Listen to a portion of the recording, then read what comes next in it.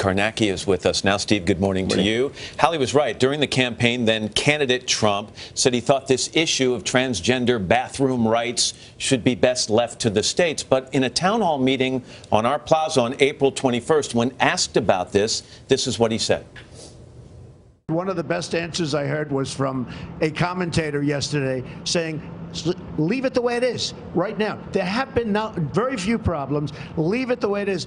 People go, they use the bathroom that they feel is appropriate. There has been so little trouble. What he said then is not what he did yesterday. Why? Yeah, it has a lot to do with the base that elected him. Donald Trump, remember, ran as the candidate of the protector of evangelical Christians. He had overwhelming support from evangelical Christians. But more to the point, this has to do with his attorney general, Jeff Sessions. Jeff Sessions was one of the first Republicans to come over and endorse Trump. He held considerable sway with Donald Trump. And Jeff Sessions had some decisions coming up about what the Justice Department was willing to defend. This is not an area Jeff Sessions wants to go in, and Donald Trump chose to go along with it. Is that the reason for the timing, or is the timing more tied to the fact that CPAC starts today, conservatives from around the country coming for a victory party, and he wants to fire up that base? Yeah, you've got that too. And Jeff Sessions really is that base. If you're pleasing Jeff Sessions, you are pleasing the conservative base. Steve, let me get your take on these contentious town hall meetings we've been seeing with members of Congress. Senator Tom Cotton yesterday.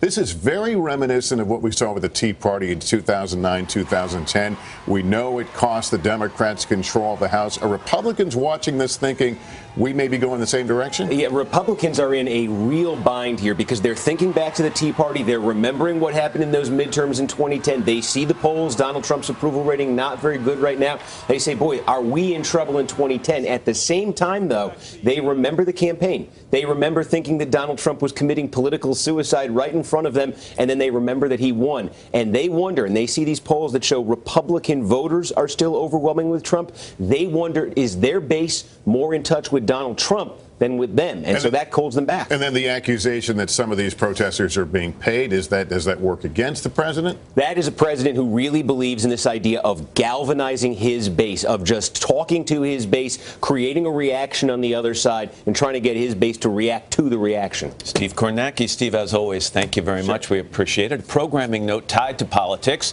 We're going to take the show on the road. We will be live on Capitol Hill next Tuesday.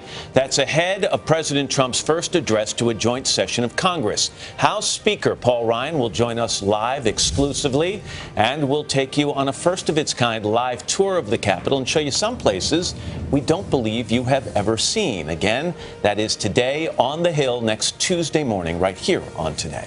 Hello, Today fans. Thanks for checking out our YouTube channel. Subscribe by clicking that button down there and click on any of the videos over here to watch the latest interviews, show highlights, and digital exclusives.